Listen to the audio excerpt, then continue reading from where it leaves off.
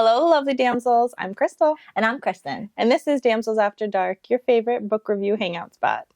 Today we are reviewing An Enchantment of Ravens by Ella Fields.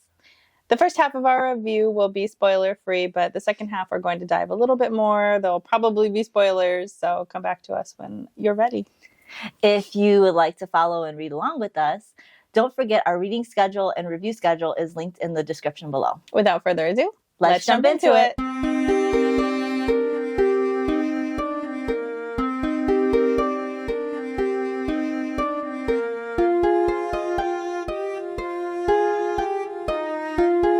Hey everyone. So if you've been paying attention and watching us through like the beginning of time, we've been doing walkthroughs since our very first episode describing detail with every book, especially Manacle, which we really loved. But we decided that we're going to shorten our episodes and we're no longer going to do walkthroughs. We're going to just stick to our reviews and our favorite characters, our favorite moments, and our most hated moments and most hated characters. And of course, we'll give our rating and spice level and stuff like that. Yep. But yeah, we decided that we're just going to shorten it to kind of make it more palpable for everybody that kind of just dives in with us. Yeah. I don't think everybody needs the walkthroughs, but if the crowd wants more walkthroughs eventually, we could always think about adding them in. But right now it looks like at the moment the crowd really enjoys our intros. Yeah. And then just our reviews. So we're just going to give the people what the people want. Yeah. And you know what? That's good for us. We're fine with that. You know, we enjoy it anyways, even if we just skip right to the meat of the story, which we kind of like, which we do anyways. We'll do it before we start our show, and then we'll do it after we're done with our show. We'll just keep talking to the big chunks of our stories that we like. So yeah, it's probably good anyways. Better for the better. It'll be a different flow, something that obviously we haven't done before. So we'll probably be a little clanky in the beginning of trying to figure this new flow out. It seems easy. You just do the summary, you just do this, but there's so many little things we want to talk about that sometimes you forget unless you're doing the walkthrough. I always do forget. You'll always say something as you're going through. I was like, oh my god, I totally forgot that whole part. But we're just gonna have to get better at making sure we remember and annotate our stuff, because I don't really annotate as I go. I've been doing that more now that we decided to change our flow. So I'm hoping that I actually can pinpoint those moments a little bit better when I do it this way. We do it this way. Yes. It's so hard though, because, this week specifically, we had to cram in some books. So I had to listen to one of them, and there's no annotating when I'm doing the dishes. I'm like, okay, well, don't forget this part. This was a good part. It's harder in the audio. I'm trying not to do audiobooks, even though I like them. I miss them when I don't have them, but then I'm bitching about them when I have them. It's a love-hate relationship. I should listen to I don't know, crappy books that we're not reviewing, just books on the side. But anyways, so we're excited to try this new change. Yeah, and what better to start it with actual fantasy book that because our standalones that we've been reading haven't been all fantasy, and this is one of the standalone fantasies that it was my pick. And for some reason, when I went to go pick it out, I thought the title was Entanglement of Crows. It is not Entanglement of Crows. It is Enchantment of Ravens. So for the longest time when I picked this book, I was telling Crystal, oh yeah, Entanglement of Crows, we'll just put it on the list. And we wrote it down as Entanglement of Crows. I had it in my list as Entanglement of Crows. And then when I went to go get it, I couldn't find it anywhere. I was like, where is, I was spazzing out. I thought this whole book was made up. And no, just the title's made up. I'm not even sure if this really was the book that I was looking at, but it had to have been. Yeah, we searched everywhere. Yeah. We just searched an entanglement, crows. I was looking up everything to try to find this book. I don't know. I just made up some title that was very close to Enchantment of Ravens. This could be titled The Entanglement of Crows. It might as well be. This was maybe the alternate title. Maybe they changed it. You had a Mandela effect. You saw the very original version of probably this. Something. I swear to God. But that's the actual name of the book is Enchantment of Ravens. She's still struggling. Yeah, I still want to call it Entanglement of Crows. I don't know where that comes. It's not even. I mean, it's close enough. But it is close enough. You got the same bird. You got the E's, enchantment, entanglement. I mean, they're kind of the same. Off. I don't know. But yeah, so that's what we're doing. Yep. So this is, as Kristen said, it's a fantasy standalone. Which I think is our second, right? Yeah, because Uprooted. Yeah. Which And you can't really Oh, no, a count. third, because we did do Kingdom of Villains, Oh, which that's was right. technically a fantasy. That was a fantasy, yes. This is more of a young adult, so just so you know, you're not really going to get any kind of spice in this one at all. Yeah. This is definitely one of those that were just like little kissing here and there, little tension, but nothing crazy. So just so you know. Yes. And so essentially, this story is about a girl named, I'm already forgetting her name, Isabel. Yeah. Yeah. Her name's Isabel, and she is sort of a master of her craft. And a craft in this world is sort of anything that humans produce. So, like writing, painting, cooking. Yeah, cooking. Anything that you're making as a human is considered craft. And so she was like an artistic prodigy when she was really young. And then she started painting portraits of the Fae. And these Fae are very much like folklorian Fae, which I like. They're glamored, so they look very pretty, and then they're interested in like tricks. Yeah. And that's how they make bargains with you and things like that. So she gets paid sort of with enchantments, but they have to be worded perfectly and things like that.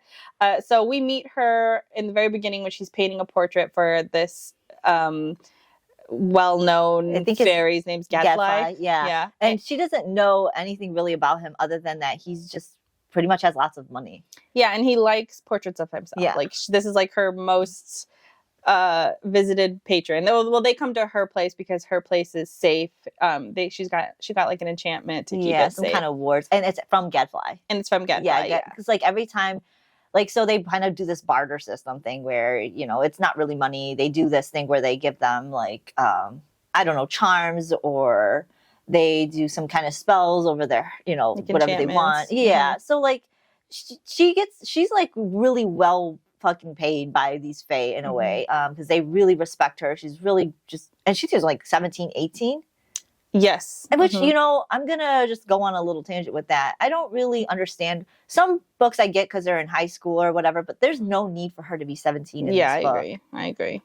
In fact, I probably would have liked it a little bit better because if she honed her craft, and maybe that was the point of it, is that she was so young, she honed her craft so young. But like, I mean, if she's that great, I would much prefer her to be in her like late 20s or like early 20s even. You want to do 24, 25, I get, but like 17 was not. It was unnecessary for her to be this young. Yeah, and she already kind of felt older. She did feel older. Yeah.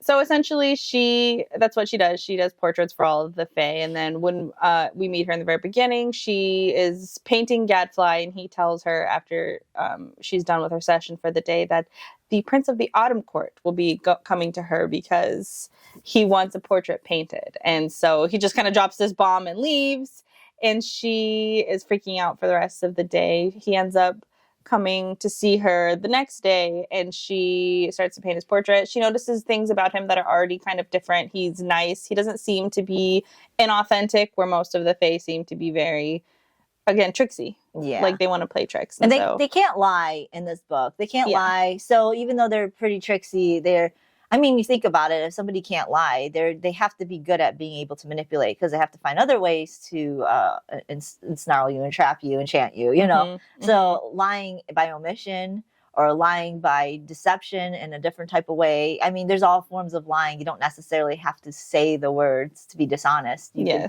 omit the words or twist the words, or, you know. Yep. And you have to be very careful with how you word things for them as well. Yeah. Essentially, because they're going to take advantage of any loophole that's available to them. So he comes, she paints her portrait. She's seeing things about him, again, that are different. He's more genuine. He's nice to her.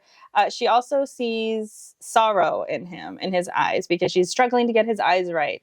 Finally, she sees the sorrow. She paints the sorrow. And in the Fae world, there can't be any displays of weakness, and to them weakness is anything that seems like a human emotion.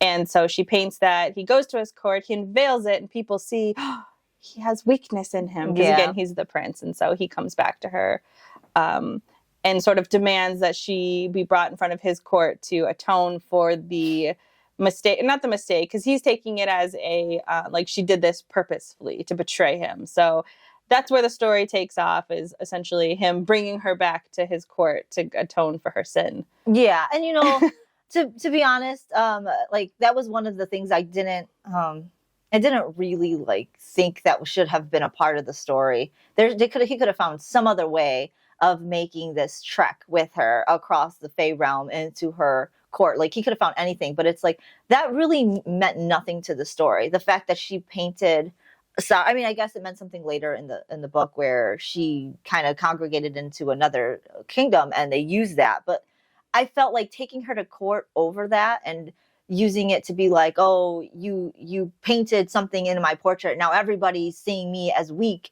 It's like, no, because I don't really believe he hinted towards that people already saw him as weak prior to this. That just kind of solidified the kingdom's thought process on him being weak, because he's supposed to be the high king of the fairies or whatever. Not really the high king, but like one of the most powerful fairies. But the thing is about that, it's like I did not like how he went to her, told her she needs to just come, because they had this really good rapport. Then he just comes there all upset and weird about things, and then just like doesn't really talk to her and just says, you need to come with me. Yeah, it was a weird kidnapping situation. Yeah, I didn't really like that. I felt like maybe if you're going to go that route, you need to be a little bit more in depth. But obviously this is standalone. I just think that it would have been a little bit more, something else needed to happen rather than the painting being the reason why. Yeah, it wasn't going to court. It wasn't a strong reason. No, I will agree. No, but like I get that you wanted to pull that, but then you have to explain why the Fey realm is so gung ho about appearances and it being strong. Like you should have solidified that in the beginning of the fucking first chapters in order for me to believe that taking her based off of a painting is what made him seem weak. That was kind of a flimsy stance to use. As I didn't like that. So because of that, the rest of the book I was just like, this is stupid that they're going through all this trouble, because they go through all this crap on the way there. So essentially this is, I mean, as Kristen pointed out, this is not a complicated fantasy world. No. Many of the aspects of this aren't in depth. There's like a little bit of politicking going on, but not a whole lot. And most of it is traveling. So if you're into like a traveling situation, because they're moving through different courts, obviously, because he's taking her to his autumn court. So they're moving through different courts. They're experiencing different things within this court. But it's not complicated. It is very straightforward. You get a little bit of the fantasy world and like how it is structured, but again, it's not in depth. This is a standalone, so don't go into it thinking you're going to have this epic fantasy adventure. It's really not. And not only that, like while I'm reading this too, I got a sense of like it wasn't. I don't know. There was everything that was about to happen didn't seem that grand or in the fantasy world of things. Like there's these monsters, even then, like when the monsters were there, I was like, like I didn't feel anything that made me feel invested in the story. The only thing I really enjoyed and felt invested in the story was there's a few parts. My main part was the part where they had the dinner, and so everything's glamored, including the craft that people had created. So like, let's say they created this beautiful ball gown for the Fae. However, they keep these things for long term, even food. So they glamour these things. So she went to this dinner party where everything's glamored, but everything is actually spoiled. And so she goes through this experience eating it, and they're just like, holy shit, these people are sad. The Fae are sad because they're just walking around pretending. There was this quote that she goes around, she's like, I'm just sitting here with a bunch of fake people with rotten mold at the dinner table. Like she was just so disgusted. And it's because the Fae also can't create anything, and to the extent that they will die if they even are attempting to cook. There's that part. So there's one part that I couldn't stop laughing at, because she's obviously trekking around with Rook is his name, and she needs to eat, but he doesn't understand why she needs to eat. Because they don't really have to eat, or they eat something They just different. eat it raw. So they can just like kill a bunny and eat it. So he kills the bunny, gives it to her. He's just like, oh, here. And she's just like, I gotta cook this. And he watches her cook, and he's just like entertained by her process. And then as they have this bickering, she's like, well, you do it. And so he tries to do it. And as he's trying to like create and cook, he starts like what is like he's like freezing up, like he's about to die. He's about dying and shit. It's so funny. I was cracking up laughing as I was reading this book, and she's just like, oh shit, so she's gotta like knock it out of his hand. And there's a couple parts where, you know, he was accidentally crafting and it almost killed him a few times. And he makes that comment to her on the way going back and forth that you've almost killed me like a bunch of times. And she's like, well, what was I supposed to do? You know, I needed to eat. Like, but it's just like that. I was like, those are like my only parts in the book that I actually enjoyed. Yeah. The book was decent. Also, it is a love story, but it's not like it's not like a big enemies to lover or anything. In fact, they get together with their emotions, if you will, kind of early on in the book, and then the rest of the book tends to be a lot about, do I love him or do I not love him? And that's more of the drawn outness of it. But as far as like recognizing initial feelings, it's pretty straightforward.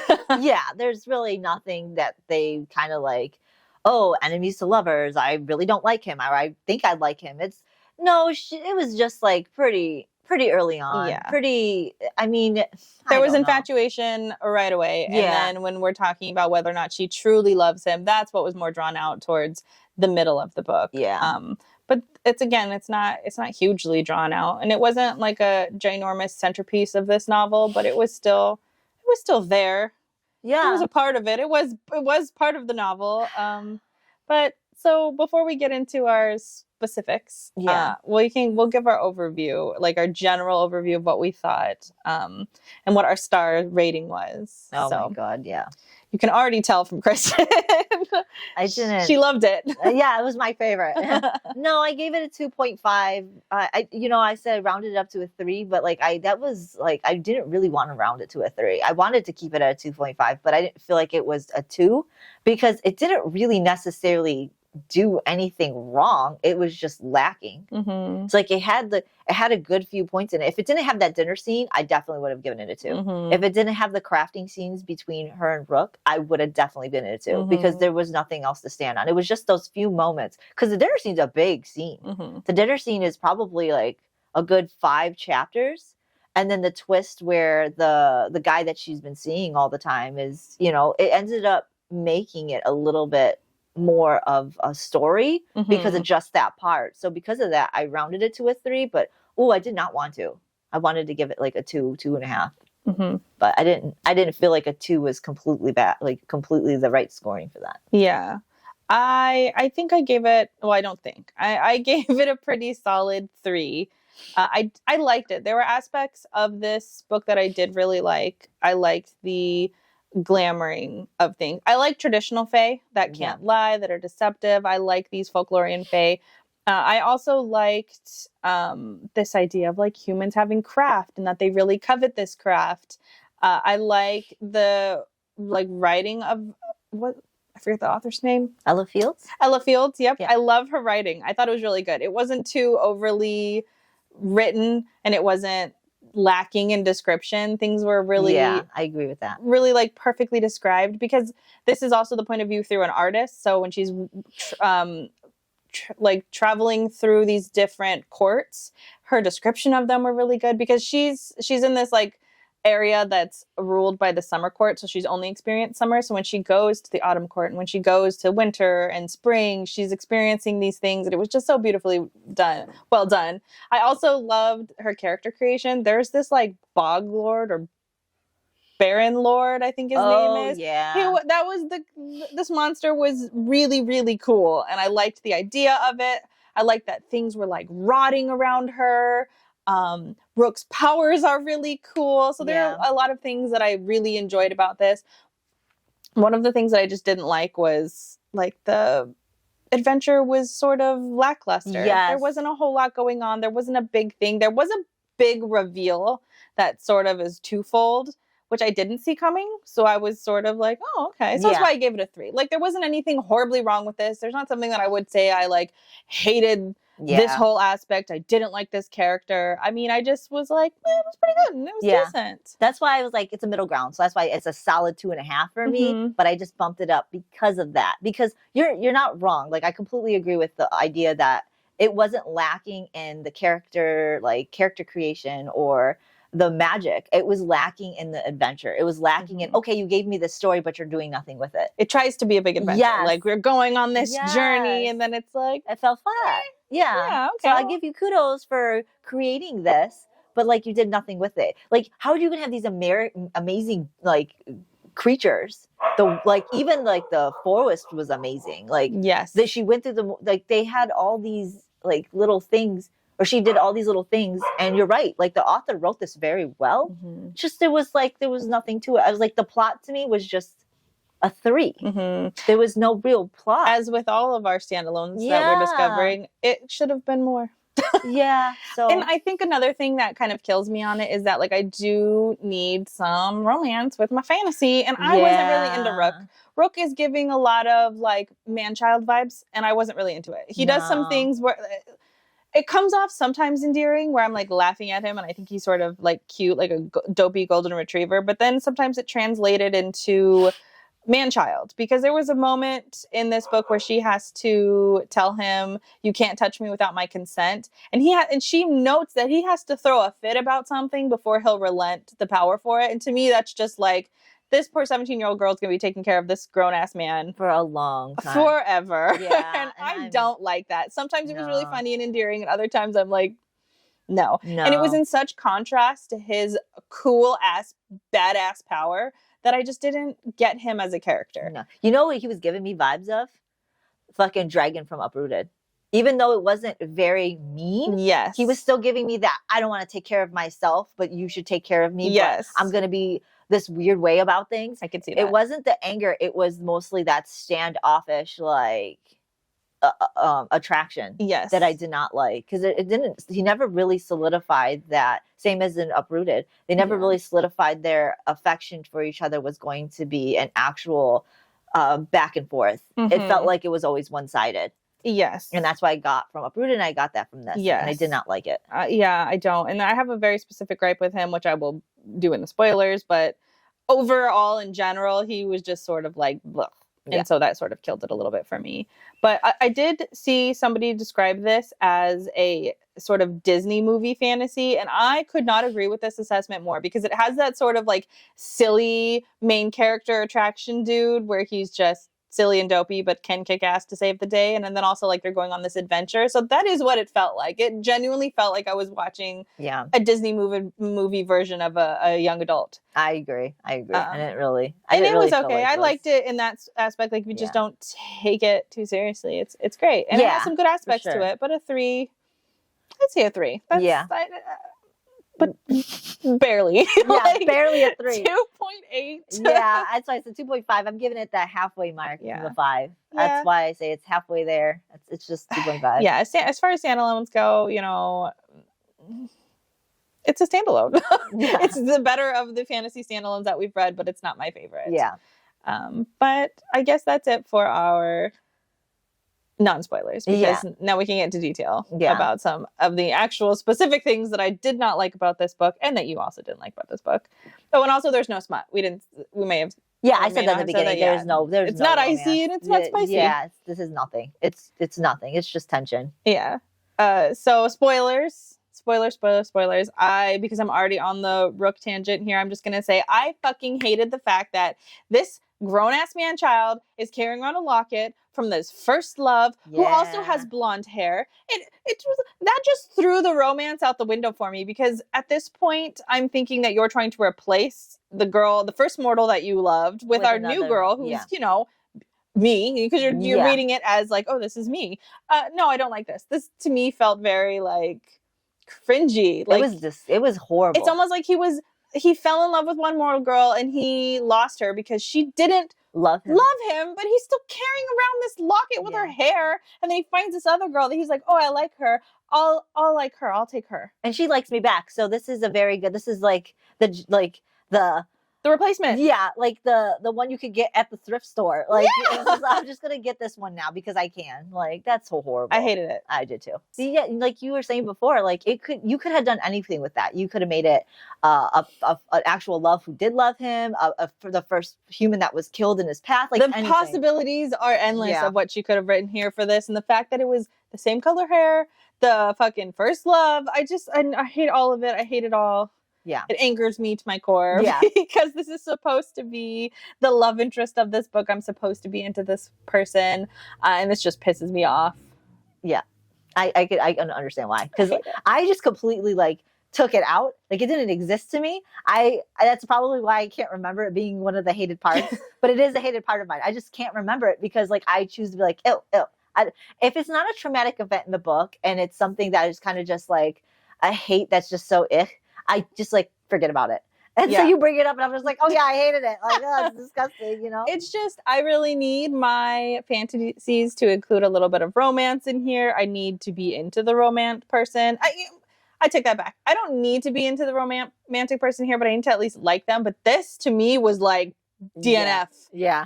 Like instant DNF for me. I finished it obviously for the show, but still, like, I fucking hate this shit. Yeah. No. And you're going to hate it more because you wrote a question in here, something about why ravens are so symbolic. And I'm going to think the reason why that he chose Raven as something to transform in was because of that locket. Like, he could have transformed into anything, but he chose the Raven. Well, I was wondering. So it's like, it's even one or two things. It's either he chose to transform into a Raven because of the locket, or she given him the locket based off of his transformation. No, he absolutely transforms based off of that locket. That is so his personality. I believe it. Now I hate it even more. I don't even want to talk about it anymore. I'm about to give this book a 2. I'm it's sorry. so bad. I'm sorry. I didn't really want to tell you that, but I was like, he does. Yeah, it makes sense. I think you're 100% right. I think he does choose a Raven because he can't choose anything. Yeah. He's like a stag at one point. Mm-hmm. I don't know.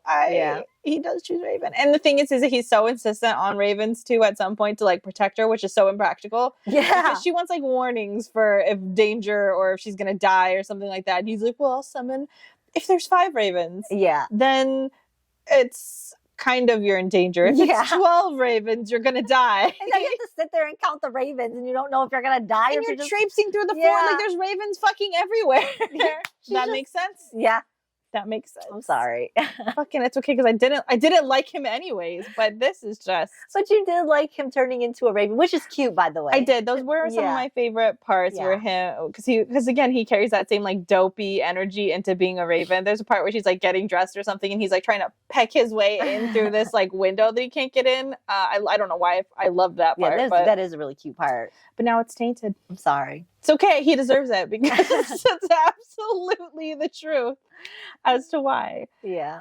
I don't know. I'm speechless. I'm so torn with him turning into a raven because it is cute. It is absolutely adorable. But it's like I'm not used to that. We're reading about fantasy books where they turn into like monsters and dragons and these big beastly fucking types of, characters. And then this one's like little bitty raven. And it's super cute though. And he could turn into anything, but he chooses a raven, and I think that's why. And that's what kind of gets to me, and that's what kind of bothers me. So, but yeah, I'm bothered. I am very bothered. I hate this whole idea of it. It's I believe it 100%. But yeah, I think we kind of covered our hated and liked parts. I think that we discussed the dinner scene, but one of the parts that I loved about the dinner scene is when right before she discovers that everything has been glamored, she's noticing that like desserts are coming around the table and Rook will not let her have a dessert. He's like eating all of the desserts and shoving them in his mouth, and she asks him, and that's when he tells her that they're glamored, or that she finds out that they're glamored. But it's so funny how he does it because he's just like doesn't tell her, just like, yep, nope, that's not going to her, that's going to me. Because when she touches it, immediately the glamour is like dissolving, and she could see like these maggots, and the description that Ella Fields does for these parts is just so great. And it's crazy because she's such a great author when she describes this stuff, but it's like it always falls flat. But the dinner scene, it didn't fall flat for me. It's such a great job.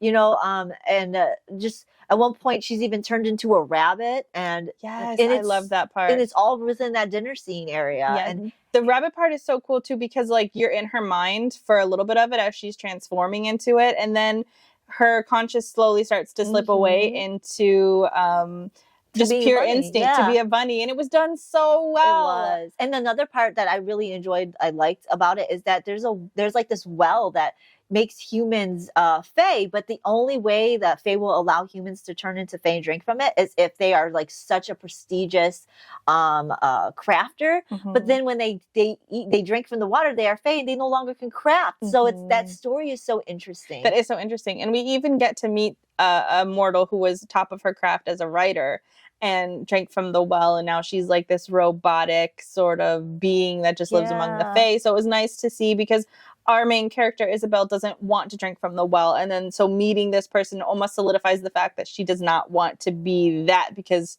that person has lost essentially her soul. Because if you're so good at your trade, and like even in real life, if you're an artist, like that's your soul. Yeah. And that's why she didn't want to lose it, and to see that personified into one of the characters was really cool. But that's the thing, Ella Field's great writer. I loved your mind and the things that you were thinking about. I just think that you needed more room. There need to be more here. I want to see a duology from you. I want to see a trilogy, a full epic. Like, you need more space to really go in depth into something. I think that would be a better place to see her work. Not so much this one.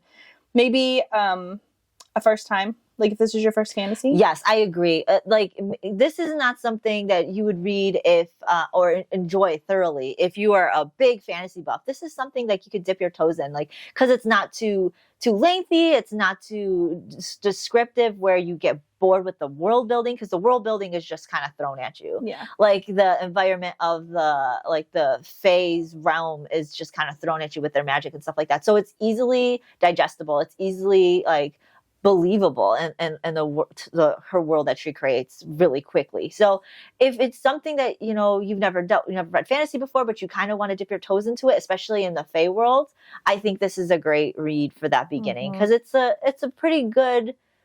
I don't know. It just gives that good storytelling, the good descriptions, but it doesn't feel too much. Yes. It's not burdening. It's not overwhelming either. And it's neat, like, the creation of this world, because you have these really cool monsters. This Baron Lord was so cool. Yeah. The king at the end is like rising up from sleeping forever, and he's also really fucking cool. Yeah. And when he goes to her house, he's like rotting down doors. Like, it's all cool. Just excellent. Even her sisters were like this. The goats. Yeah. Her sisters were goats. I love that. They were like created out of like some kind of like enchantment too. And now they're the goat sisters. They're like actual goats. Yeah. But they're kind of human at the same time. Well, yes. I think the story was that one of the Fae got drunk or something one night and turned them into humans. Yeah. And so now you've got these goats that are now human, and they were called funny. March and May. Yeah. They're the months that they were created or something like that, or something like that. And they hated their names, but she had to tell them, like, well, we named you when you were goats. Yeah.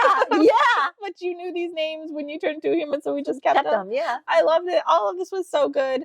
She needed way more wiggle room to have made this a really, really great book. And I need a better male lead. Yes. And he had potential.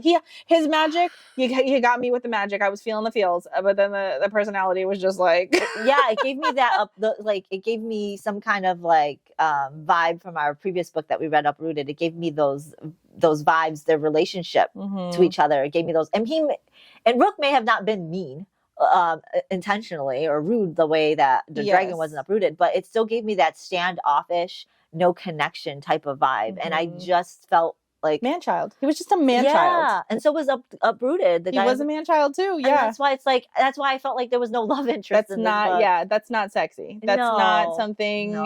No. Especially if you're like glorifying this or trying to make this relationship for something for like a young adult, for somebody who is 16, 17. No, this is gross. This is not it. Yeah, it's not. One thing though, I think that you didn't like though, that I really liked about this book, I loved the random like having to bow. Yes, I fucking love that. I thought it was so funny.